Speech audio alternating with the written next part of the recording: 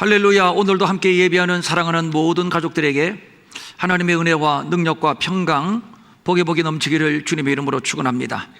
요한복음에서 중점적으로 다루는 예수는 하나님의 아들 성자 하나님이십니다. 그는 태초부터 계신 말씀이시며 하나님이시며 또 창조주이십니다. 그 안에 생명이 있으며 말씀이 육신이 되신 아버지의 독생자의 영광이십니다. 본래 하나님을 본 사람이 없지만 아버지 품속에 있는 그의 아들 예수를 통해서 우리는 아버지를 볼 수가 있습니다. 예수님은 말씀합니다. 나를 본 자는 아버지를 보았다. 내가 아버지 안에 있고 아버지는 내 안에 계시다. 그러므로 내가 하는 일은 모두 내 안에 계신 아버지께서 하는 일들이다. 그러므로 예수님께서 공생의 기간 동안에 하셨던 모든 일들은 아버지께서 하신 아버지의 일입니다. 그러니까 예수님이시기 때문에 가능했던 일들이지요. 예수님이 죽은 자를 살리셨다고 하니 아무나 죽은 자를 살리는 것이 아니고, 예수님이 물 위를 걸으셨다고 아무나 물 위를 걸을 수 있는 것도 아닙니다. 또 예수님께서 오병이어의 기적을 나타내셨다고 아무나 그런 기적을 나타낼 수 있는 것도 아닙니다. 성자 하나님이시기 때문에 가능했던 일입니다. 이런 예수님의 모습을 보고 제자들을 비롯한 유대 백성들은 완전히 예수에게 매료가 되었습니다. 우리의 메시아가 되기에 충분한 자질을 갖추었으며, 저 예수라고 하면 충분히 다윗 시대의 전성기를 다시 재현할 수 있을 것이라고 생각을 했습니다. 의심할 여지가 없습니다. 이때를 얼마나 기다려왔나요? 나라는 온통 흥분에 도가니 하여 유대 백성들은 호산나 호산나를 열창하며 예수님의 예루살렘 입성을 환영했던 것이고, 또 제자들도 누가 예수님의 우편에 앉을 것인가 또는 누가 좌편에 앉을 것인가 떡줄 사람은 생각도 않는데 자기들끼리 논공 행상을 위한 본격적인 눈치 작전에 돌입을 했습니다. 당시 상황을 성경은 이렇게 증언하고 있습니다. 바리새인들이 서로 말하되 온 세상이 그를 따르는도다. 지금이 적깁니다. 이 기회를 놓친다면 한 많은 세월을 기약 없이 또 보내야 합니다. 온 세상의 민심이 예수에게로 쏠렸고, 언제 예수님이 행동 계시를 명하실 것인가 모두가 예수님의 결단을 주목하고 있습니다. 그런데 이게 웬일인가요? 느닷없이 예수님이 떠나신다는 겁니다. 이것을 청천벽력이라고 하나요? 이 이야기를 들은 제자들은 완전히 패닉입니다.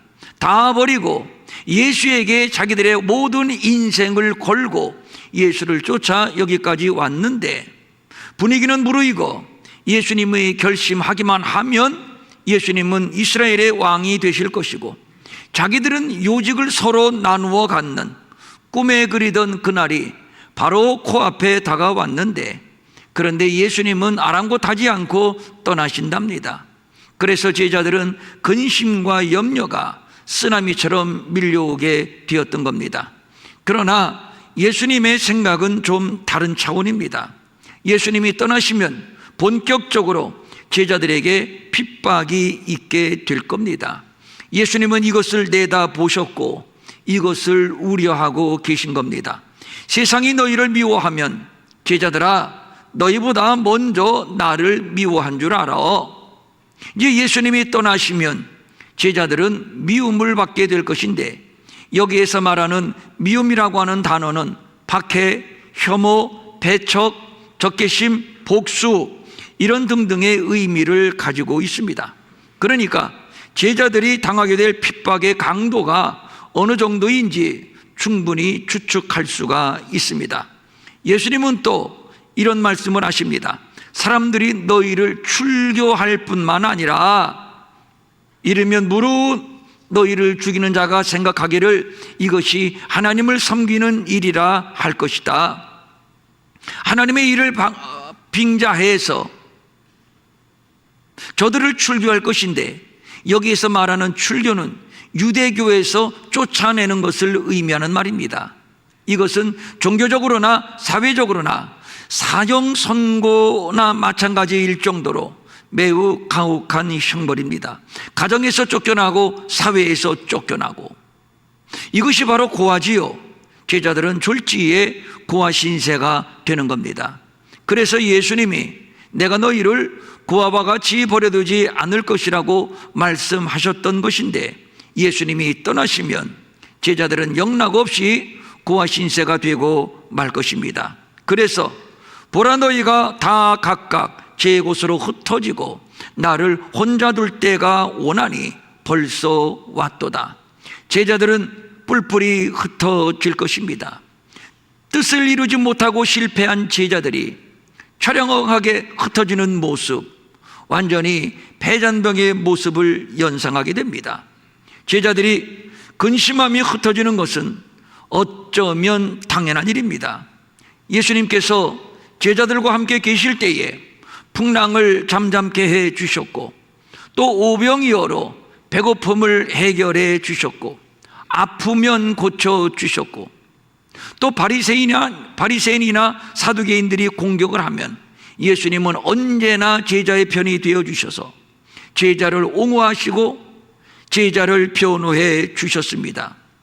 예수님은 죽은 자를 살리셨고 또 물 위를 걷기도 하셨습니다. 예수님이 행하시는 이 모든 일들을 제자들은 곁에서 지켜보았고, 그래서 꿈에 부풀어 예수님을 쫓아 여기까지 온 것인데, 그런데 예수님이 떠나신답니다.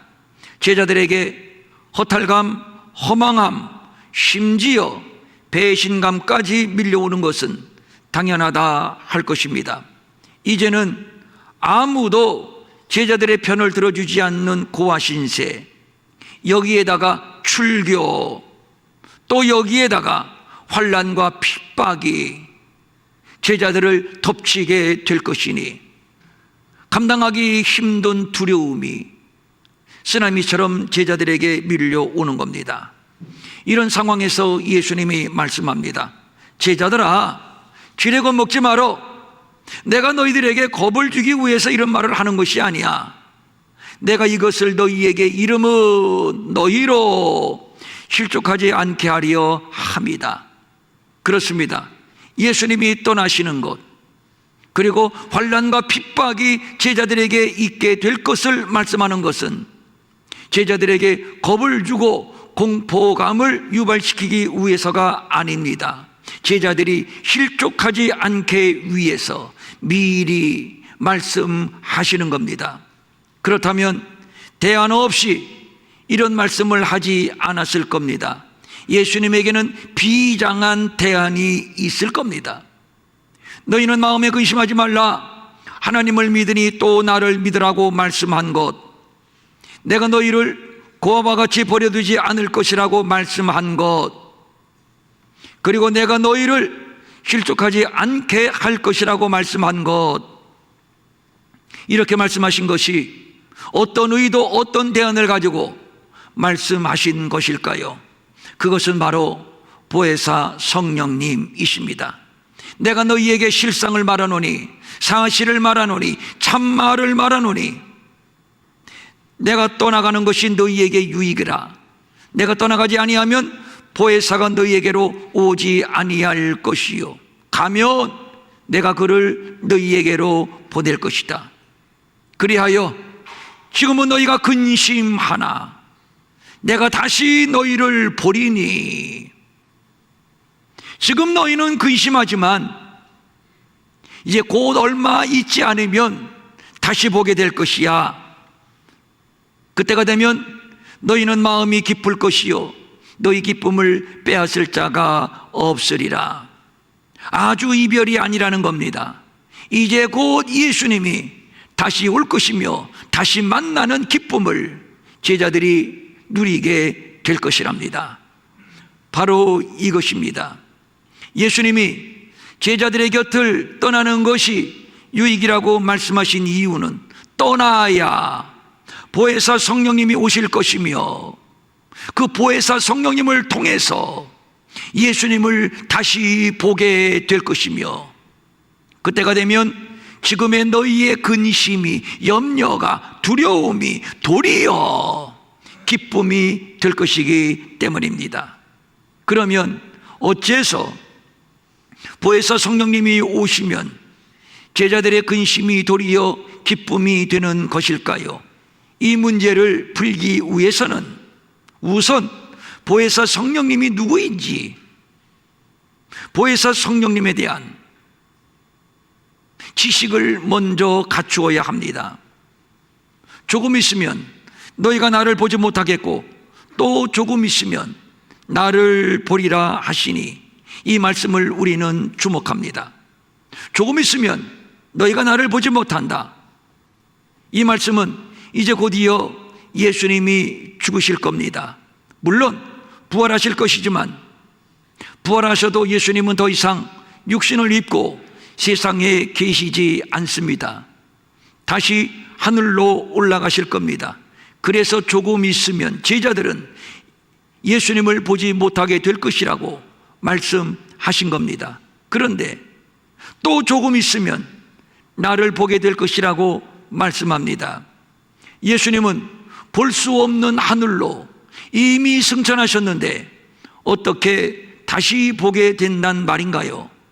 이것은 성령을 가리켜 하신 말씀입니다.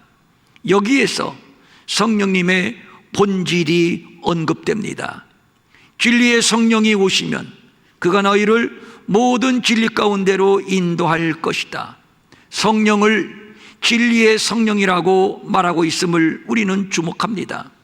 왜 진리의 성령인가요? 성령의 속성이 진리이고 그 사역이 진리이고, 그러기에 우리를 진리 가운데로 인도할 겁니다. 진리는 예수 그리스도이십니다. 진리를 알게 하시고 진리를 깨닫게 하시고, 그리고 진리를 경험하게 하시고, 그리고 우리로 하여금 진리를 따라 살게 하십니다. 그래서 진리의 영입니다. 우리 가운데 성령의 음성을 듣는다고 하는 자들이 더러 있습니다. 분명한 것은 어떤 음성을 들어도 그 음성이 예수 그리스도와 일치되지 않는다면 그것은 거짓입니다. 성령의 역사는 그 음성이나 그 나타나는 현상이나 무조건 진리에 부합이 되어야 합니다. 죽은 자를 1000명, 10,000명 살려도 진리에 부합되지 않는다면 그것은 거짓이며 또 미혹입니다. 진리는 예수 그리스도이십니다. 그래서 성령을 그리스도의 영이라고도 말하는 것입니다. 누구든지 그리스도의 영이 없으면 그리스도의 사람이 아니니라. 이 말씀 참 어려운 얘기인데 잘 이해하셔야 합니다. 예수님이 보내실 성령은 예수님이십니다. 다시, 예수님이 보내실 성령은 예수님이십니다. 그러면 예수님이 성령님인가? 성령이 예수님인가? 예수님 이거로 성령 이것인가? 이런 등식은 아닙니다. 하나님과 예수님이 똑같은 성격, 똑같은 영광, 똑같은 능력, 똑같은 사역을 하지만 엄연히 하나님은 아버지고 예수님은 아들입니다. 분명히 아버지의 위격이 있고 아들의 위격이 있습니다. 예수님과 성령님과의 관계도 마찬가지입니다. 성령의 위격과 아들의 위격이 분명히 다릅니다. 아들은 아들이고 성령은 성령입니다. 그렇지만 특성, 사역, 영광, 능력 등등은 똑같습니다. 그러니까 예수님과 어긋난 성령의 역사는 없습니다. 예수님과 상관이 없는 독단적인 성령의 역사는 없습니다. 그래서 성령은 진리의 영이고 그리스도의 영인 것입니다. 조금 있으면 너희가 나를 보게 될 것이다. 예수님은 승천하실 것이고, 그렇게 되면 예수님은 육안으로 볼 수 없는데, 그런데 다시 보게 된다니요. 예수님이 올라가셨다가 육신을 입고 다시 오신다는 말씀인가요? 그럴 필요는 없습니다. 예수님은 이미 죽으시고 부활하심으로 말미암아 원수 마귀는 이미 심판을 받았고 자기 백성을 죄에서 구원하는 아버지의 뜻은 완벽하게 완전하게 이루어졌습니다. 이것으로 예수님의 지상 사역은 끝이 났습니다. 예수님이 육신을 입고 다시 오신다 한들 오셔서 하실 일이 없습니다.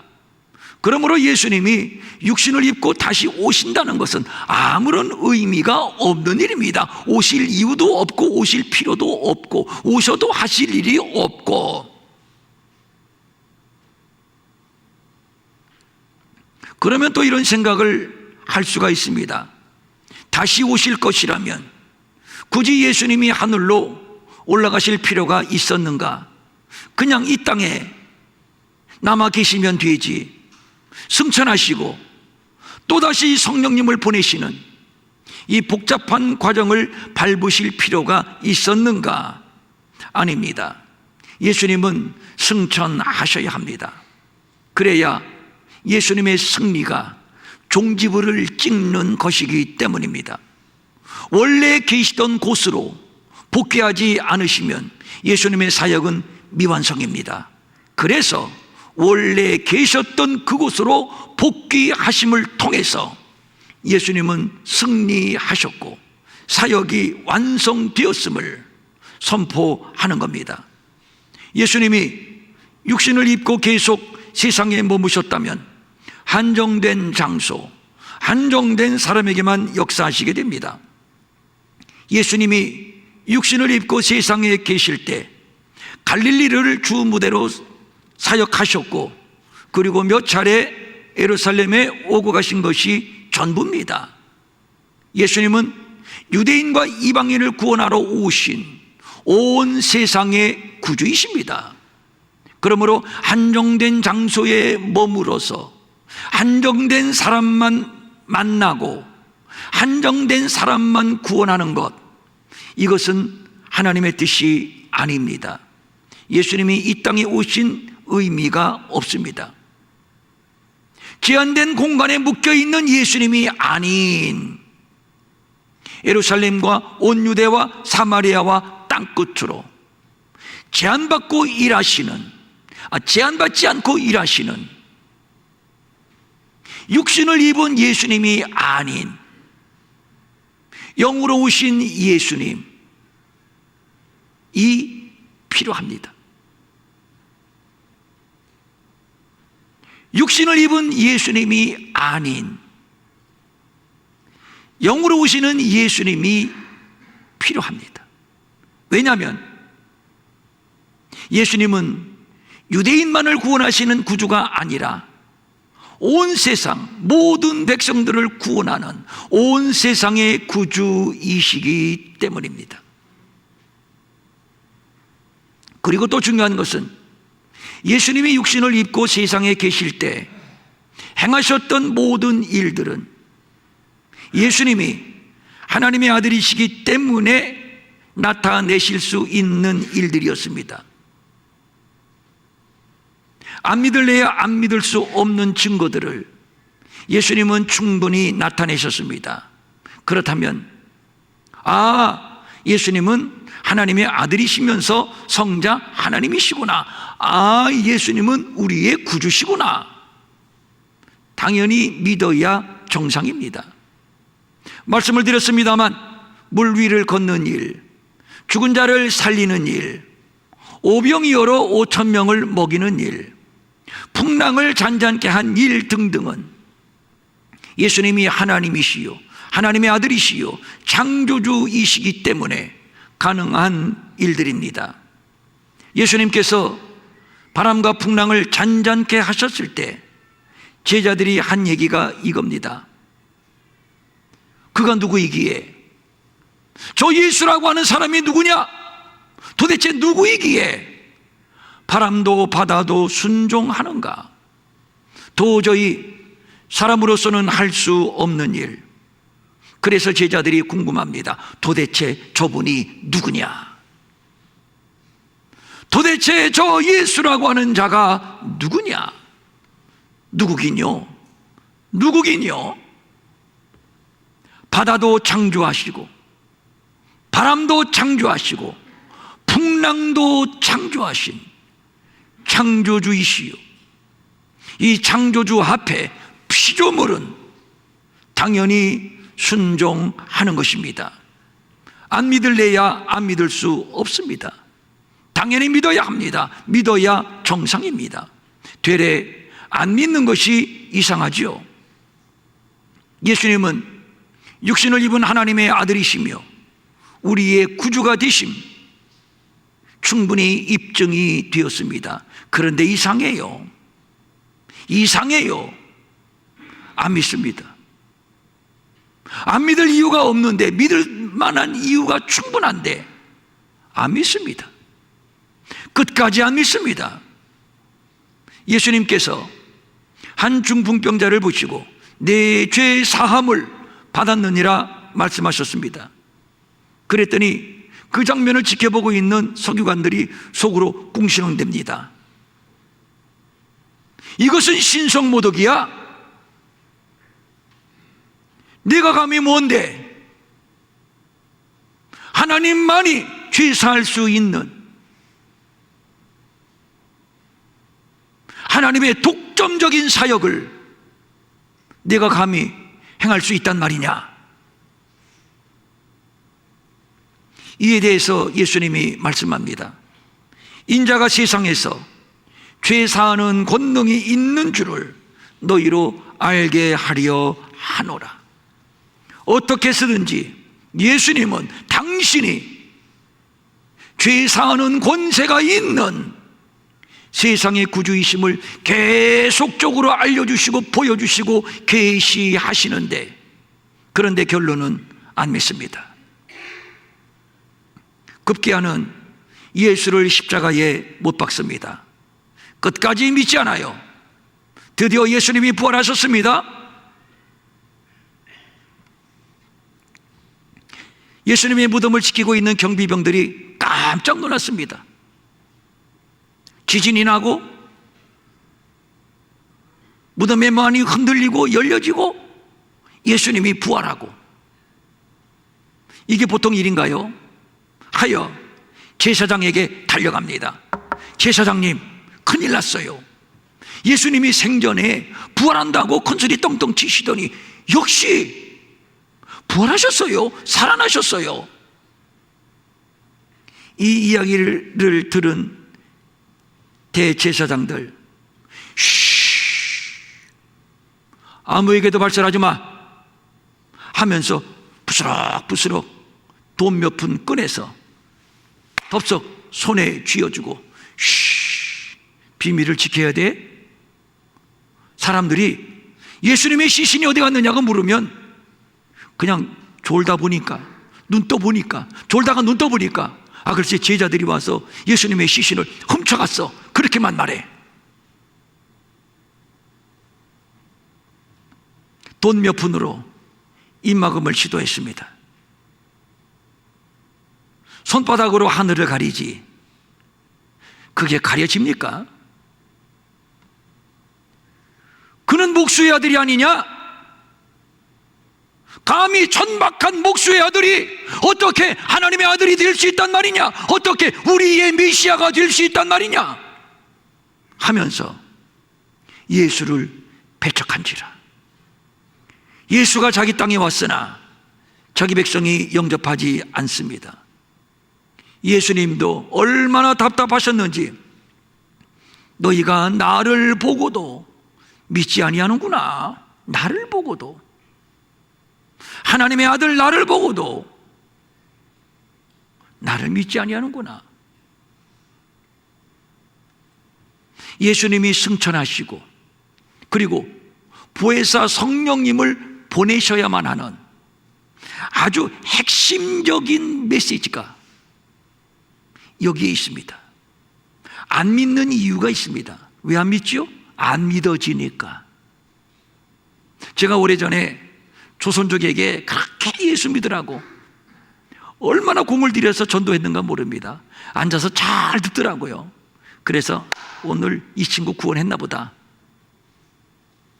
다 듣고 나서 목사님의 말씀을 들으니까 구구절절 다 맞아요. 그런데 안 믿어져요. 처음부터 안 믿어진다고 하지. 다 듣고 나서. 그런데 안 믿어져요.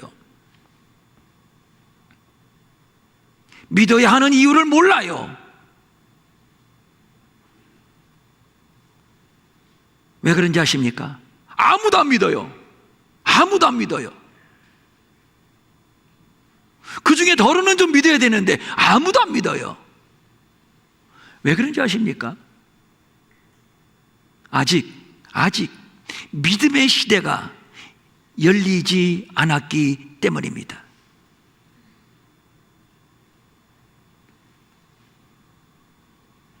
땅끝까지 복음이 전파되고 이는 저를 믿는 자마다 멸망치 않는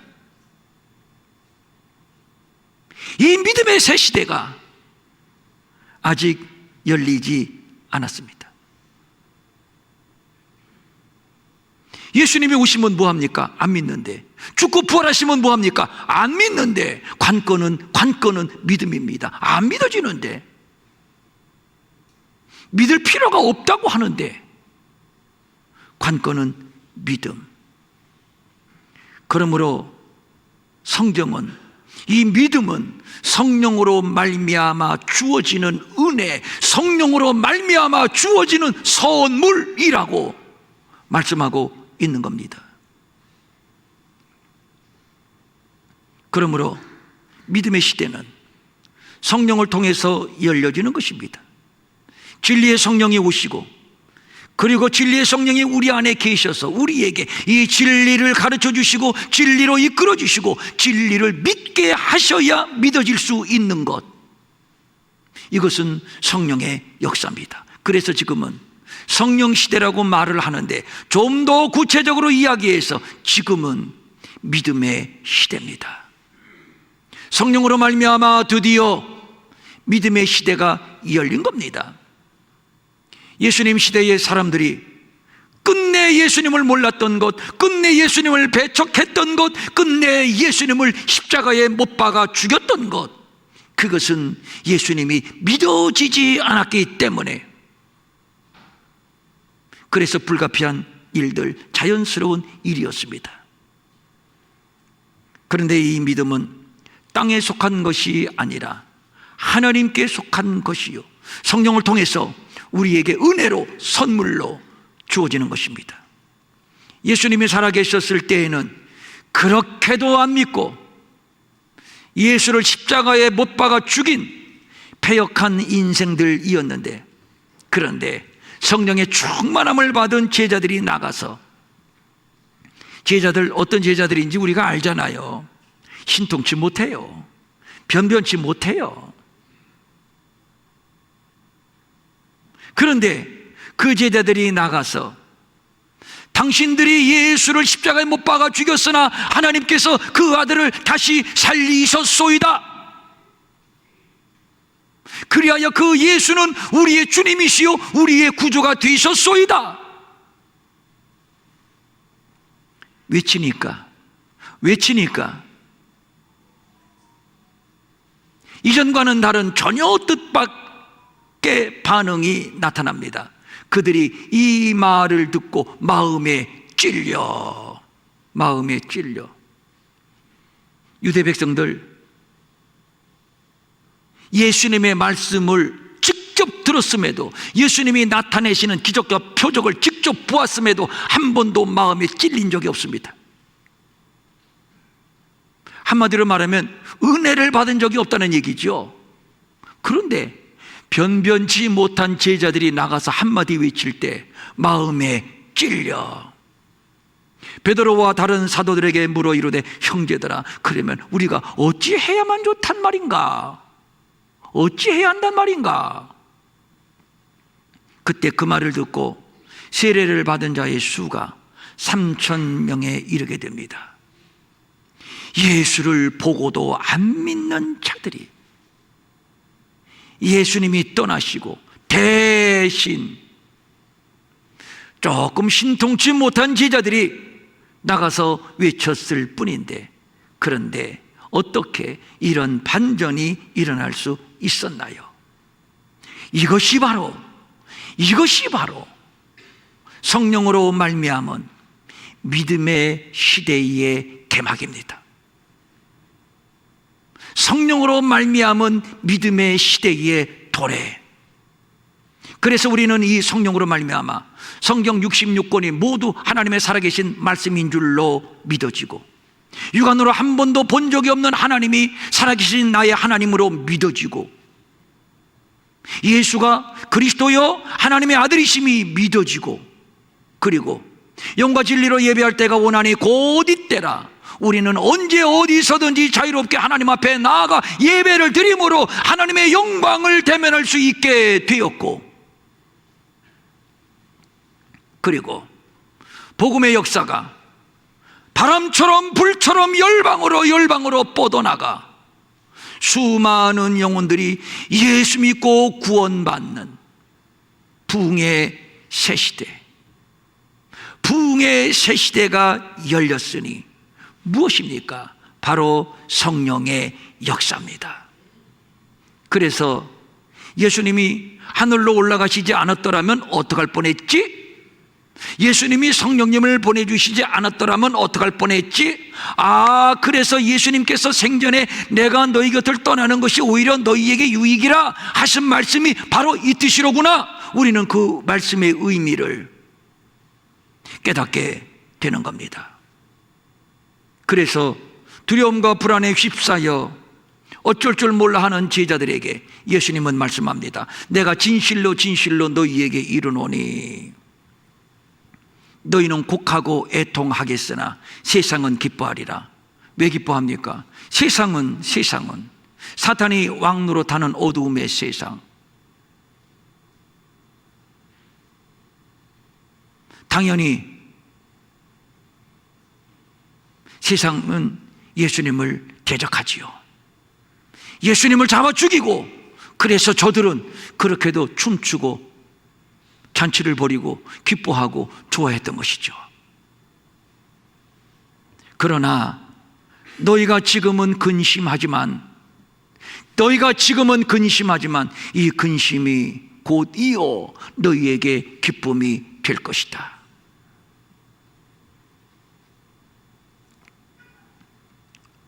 예수님은 승천하셨지만 다시 오실 겁니다. 재림 전에 뭐 재림하시면 우리가 당연히 다시 보지만 다시 오실 겁니다. 우리는 다시 볼 수 있습니다. 지금 예수님 우리가 보지 않습니까? 어떻게?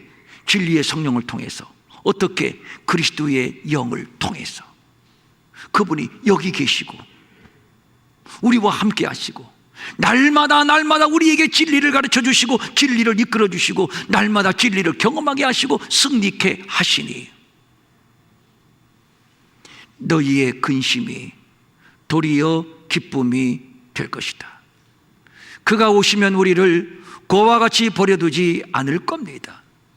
내가 내 안에 있는 것을 너희가 알리라. 예수님과의 하나됨, 예수님과의 연합을 말하는 것이며, 그리고 영원히 우리와 함께 할 겁니다. 그리고 또 중요한 것은 그가 내 영광을, 성령님이 내 영광을, 예수님의 영광을 나타내리니 어디에서? 우리에게서 성령님이 예수님의 영광을 나타내신답니다. 내 것을 가지고 예수님의 것을 가지고 성령님이 우리에게 어떻게 하신다? 나를 나타내신다. 나를, 예수님을 알게 하신다.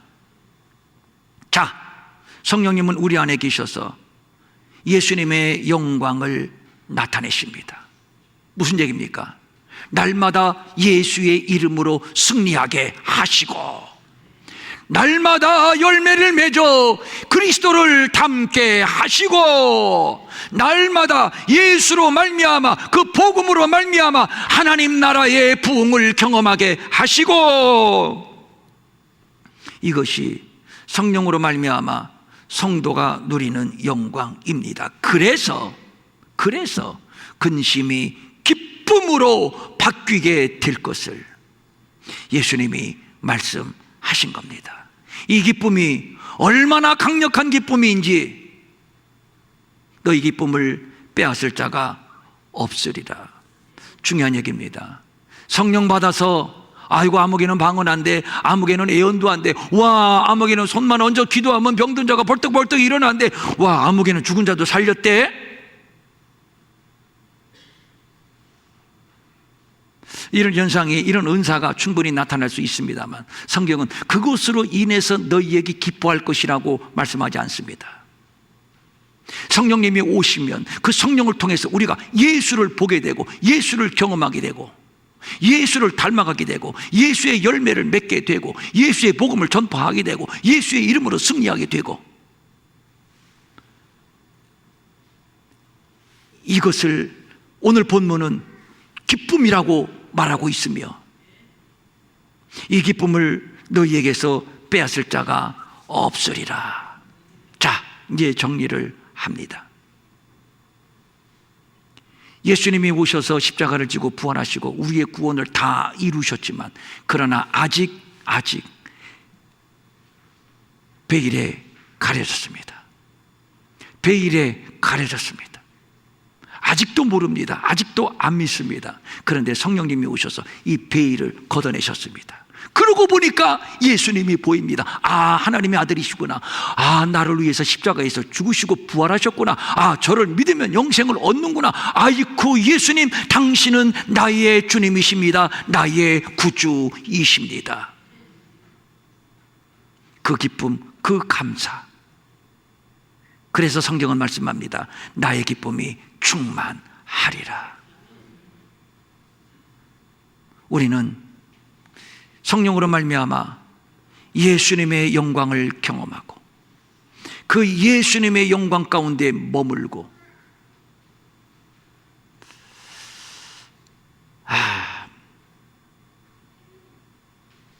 그래서 성도는 항상 기뻐할 수 있습니다. 사랑하는 성도님들, 세상이 뒤숭숭하잖아요. 웃을 일이 있고 기뻐할 일이 없고 감사할 일이 없고. 그런데 바울 사도가 감옥에서 기뻐하며 찬송했던 것, 그거 예수 때문에, 다른 이유 없습니다. 예수 때문에. 성령으로 말미암아 예수 때문에 기뻐하고, 성령으로 말미암아 예수 때문에 감사하고, 성령으로 말미암아 예수 때문에 승리하고, 성령으로 말미암아 예수 때문에 항상 행복한, 그래서 날마다의 삶이 하나님의 영광 가운데 충만한 그러한 복된 우리들의 삶이 될 수 있기를 주님의 이름으로 축원합니다. 축원합니다. 아멘. 일어나셔서 찬송가 아까 불렀었는데 191장 191장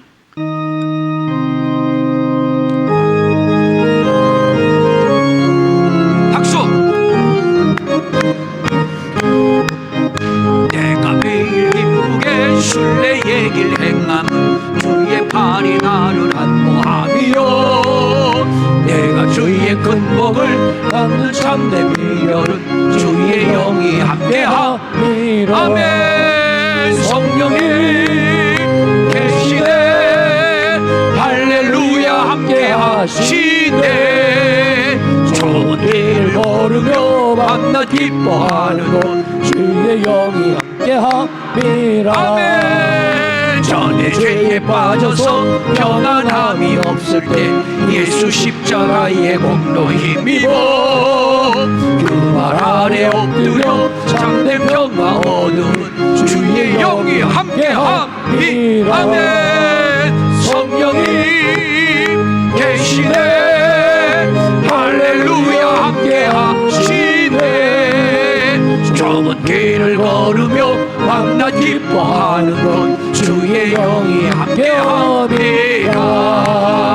나와 동행하시고 모든 염려하시니 나는 숲의 새와 같이 아멘. 내가 기쁜 마음으로 주의 뜻을 행하니 주의 영이 함께함이라. 아멘. 성령님 계시네 할렐루야 함께하시네. 좁은 길을 걸으며 만나 기뻐하는 것 주의 영이 함께함이라. 아멘. 4절 또 있어요? 그럼 계속해. 자, 세상 모든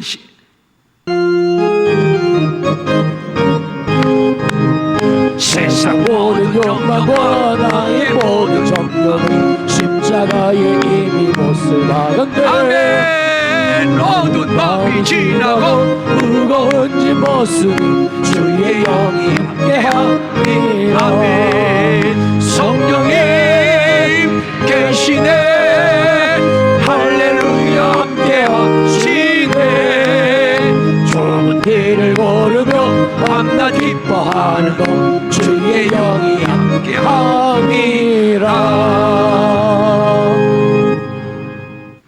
너희는 지금 근심하고 있지만 그 근심이 도리어 기쁨이 되리라.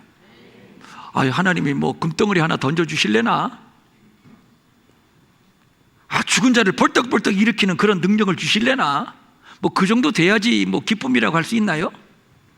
그런데 거기서 말하는 기쁨은 그런 것이 아닙니다. 무슨 기쁨은? 이제 곧 너희가 나를 보리라. 주를 보는 기쁨, 주를 만나는 기쁨, 주님을 여기에 모시는 기쁨, 주님과 동행하는 기쁨. 우리 예수님이 주의 영광을 나타낸다고 했잖아요. 날마다 주님을 경험하며 그 안에서 누리는 은혜, 이것 때문에 우리는 기쁠 수가 있죠. 자, 예수 믿고 예수님 여기 안에 계십니까? 여러분 성령으로 말미암아 예수님 여기 계십니까? 그럼 인상 좀 비세요. 그러면 인상 좀 비세요. 인상 좀 비시라고? 맞아요. 최고의 기쁨은 주님을 모신 기쁨, 날마다 주님을 대면하며 주님과 소통하며 주님과 동행하는 기쁨.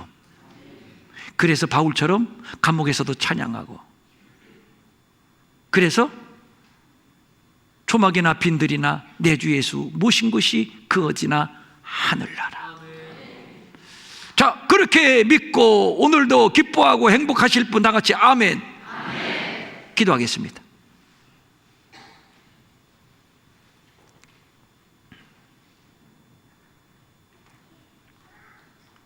내 안에 계신 성령님, 내 안에 계신 예수님, 당신으로 말미암아 나는 기뻐합니다.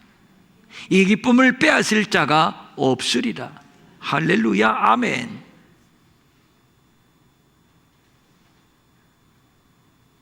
이 기쁨을 무엇과 비교하겠습니까? 이 기쁨을 무엇이 빼앗아 가겠습니까? 가난이 빼앗아 가겠습니까? 질병이 빼앗아 가겠습니까? 누가 나에게 자꾸 시비를 건다고 그것이 뺏어 가겠습니까?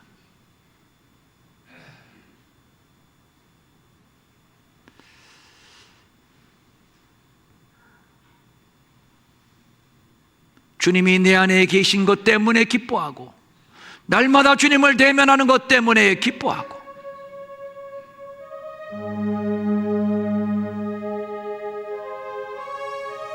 날마다 이 기쁨을 누리게 하옵소서. 성령님, 이 시간 고개를 들고 성전문 나가기 전에 한 번 더 안수하시고, 한 번 더 주님을 보여주세요. 주님을 들려주세요. 주님을 만나게 해주세요. 주님을 경험하게 해주세요. 그래서 주님 때문에 기쁘고, 주님 때문에 감사하고, 주님 때문에 찬송하고,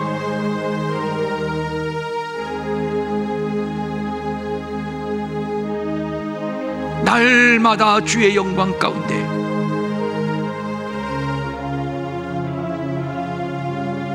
거하게 하옵소서.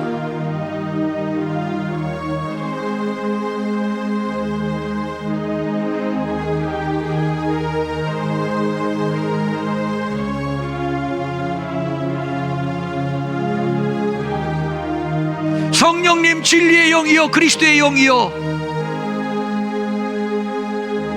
더 분명하게, 더 확실하게 예수를 보여주세요.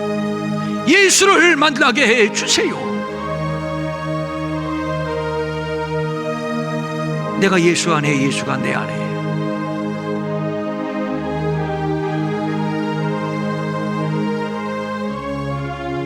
이 하나됨의 관계 속에 항상 기뻐하게 해주시고 항상 감사하게 해주시고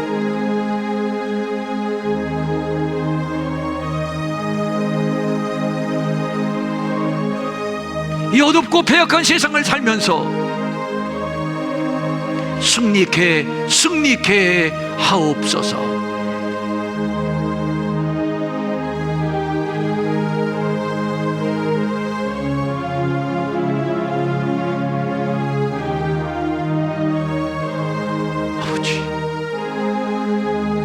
좁은 길을 걸으며 밤낮 기뻐하는 것 주의 영이 함께함이라.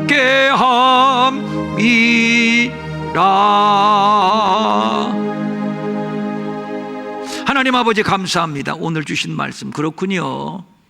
보혜사 성령님, 진리의 영, 그리스도의 영, 당신 때문에 예수를 알고 당신 때문에 예수를 믿고 당신 때문에 구원을 받았고 당신 때문에 오늘도 주님과 동행을 하고 당신 때문에 이렇게 기쁨을 누리니 감사합니다. 감사합니다. 감사합니다.